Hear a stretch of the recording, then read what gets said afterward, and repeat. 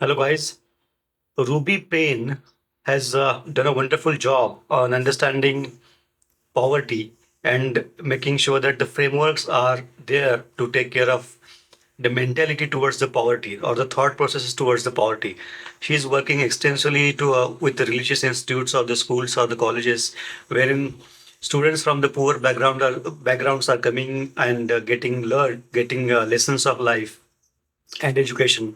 So before understanding all before understanding the background or the thought process of these people or students, we cannot make much difference in their lives. So Ruby Payne's work is basically in this area of understanding poverty and making sure that we also understand the things that go beyond behind the thought processes or the mentality or the characters of the students or people coming from the poor background.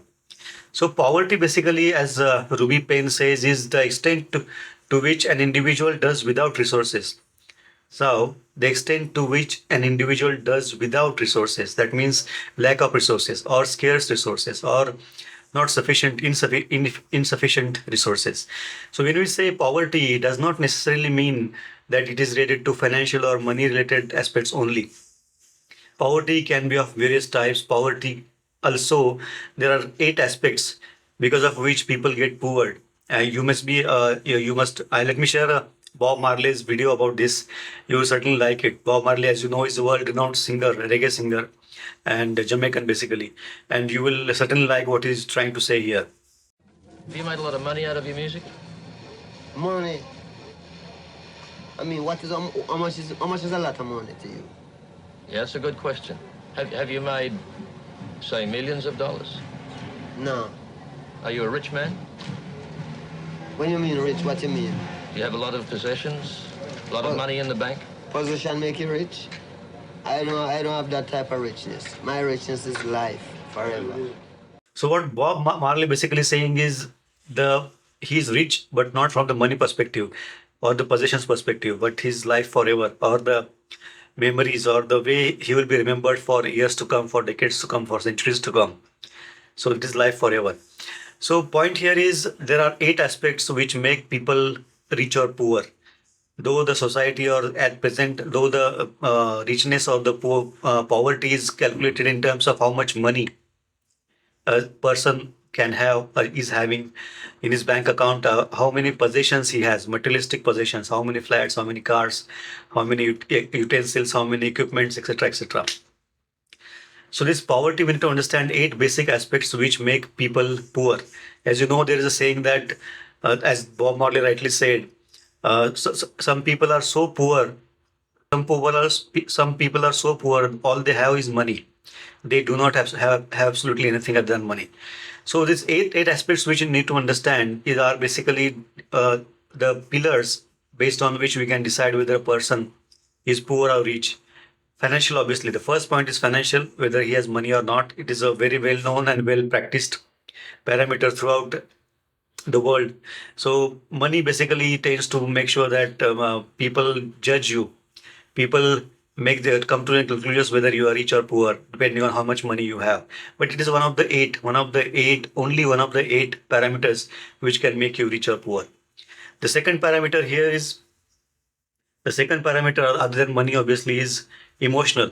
The ability to respond to emotions, feelings, and control emotional responses specifically to negative situations. We have seen a lot of people losing their bearing when they are faced with negative circumstances or situations. So they get exposed. The way they behave, the way they react, and the way respond, the way they respond tells that they are poor, basically, from emotionally poor. Then basically all this emotional poverty results into self-destructive behavior, which typically tends to get into fighting, physical fightings, and making decisions that can be detrimental in the longer term. So emotional responses to the events that are happening across us, around us, are not correct. So emotional poverty is second pillar. Financial aspects, emotional aspects. Finances can make you poor. Your emotional strength can make you poor. The third point is mental.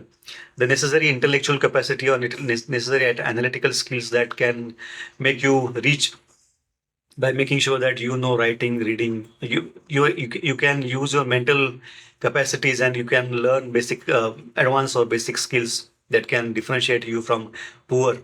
So this can be reading, writing, poetry. These are acquired skills basically, and computing to that matter. So education also is part of the mental parameters that can make sure that we can get out of the poverty and work towards the riches. The fourth point is spiritual. You must have certain foundation. You must have. I'm not talking about religion, any specific religion here. You can be Hindu, Christian, Muslim, any you can be of anything. You can follow any religious beliefs, but your spiritual foundation has to be very strong. That whatever we do should not. The basic tenet of life is basically whatever we do should be for the betterment of ourselves, our family, our society, and our community as a whole. At the same time, while achieving this objective, we should not cause harm to others, other communities, other people, other families, etc. So mutually beneficial ecosystem is what we are talking about spiritual. And then obviously religion comes, and then you can be thinking about spirituality, and the god is one specific god, A, B, C, X, Y, Z, and I'm following him, and he will make sure that my everything is taken care of, etc., etc.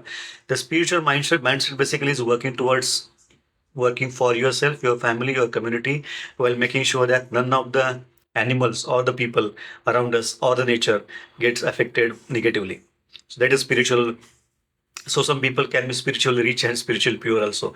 So we have seen four. First is some people can be financially rich, some people can be financially poor, some people can be emotionally rich, some people can be emotionally poor, some people can be mentally rich, some people can be mentally poor. As you know, English, some people cannot cross their fourth standard even after having all the facilities, all the tutors, etc., etc. Or at the same time, they can be extremely good in managing people's emotions, etc., etc. So this is combination basically. And the fourth point we saw is spiritual poverty and spiritual riches. The fifth point is physical strength and stamina, health and mobility. So when we say I am physically poor, that means I'm not taking care of my health. My health is in tatters. I cannot use I cannot use all of my body to greater effect. I may be intellectually strong. I may be emotionally extremely solid. I may be financially extremely strong. But if my physical strength or physical capacity is not there, then obviously I'm physically poor. Then the sixth point is support system. While we are growing in life, obviously we need to have people around us. It can be your family, relatives, friends, neighbors, or the community around us. So these basically work as stress relieving busters or backup resources.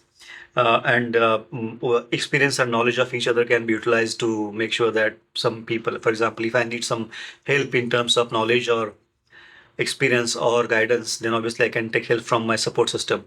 If I'm feeling down, I can always talk to my support system and get motivation, inspiration, etc. And I can get out of that negative trough.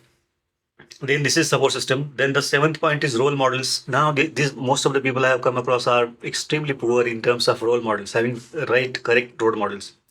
Now, I'm not saying that the role models from TikTok or influencers are right or wrong role models, but we should depend based on who you are, based on where you come from, based on what your ambitions are, based on what your family is, based on where you want to go. Your role model should be selected very, very carefully. Now, the social media presence or the PR campaigns, the public relations campaigns, or the image or the perception that is built in the media is not these are not the right role models. We have seen a lot of things wherein uh, well-known people who are followed by millions of Indians and citizens across the globe, they tend to make poor choices in terms of emotional aspects or financial aspects or mental aspects or spiritual aspects, and then obviously these are not the correct role models because we are learning wrong things from them. So role models is also extremely crucial from making sure that you are either rich or poor, because we basically model role models are basically modeled. Our behavior is modeled upon our role models. So you must be choosing role models extremely carefully. And then the eighth point is knowledge of secret rules. So basically, all the classes we can always segregate people with societies, cities, towns, villages, religions, caste, continents, languages, the ethnic backgrounds, or the way they look. But in the end, the one common division that cuts across the globe is division of classes. There are always poor, there are always middle class, there are always rich and the hyper rich. So what we are basically discussing here is we are not getting to other aspects of division. We are trying to find out how we can make sure that we are not poor in any way. So let me share one anecdote. One of my colleague, we were discussing in a meeting. Some of the industry peers were sitting in a meeting, and we were discussing about a very famous rich person.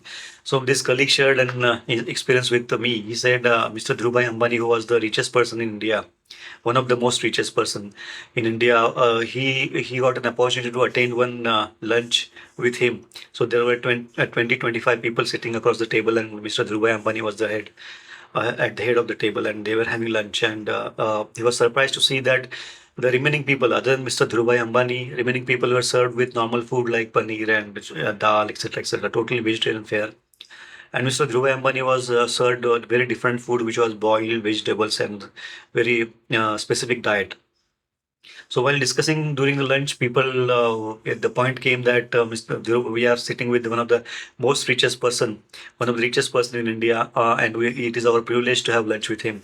Mr. Dhirubhai Ambani responded by saying that, "Can you look at your plates and tell me who is rich now?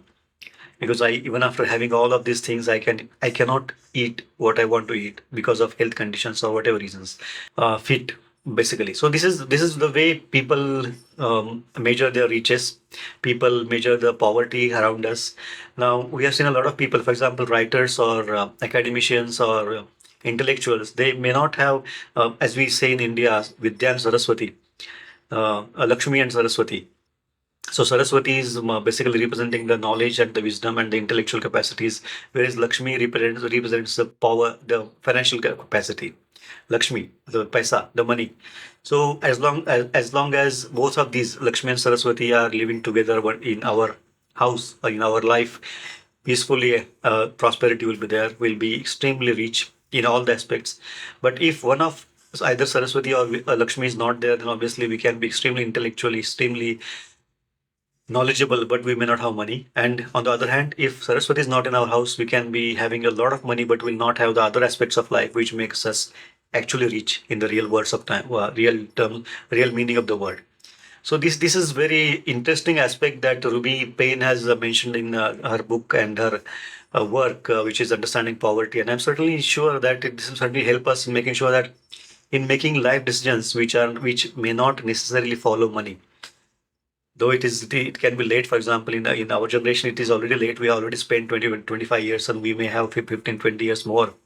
But the people who are getting in the industry, getting in the workforce at this point in time, must always maintain and must always understand that money is one of the 8 pillars which will make you rich or poor.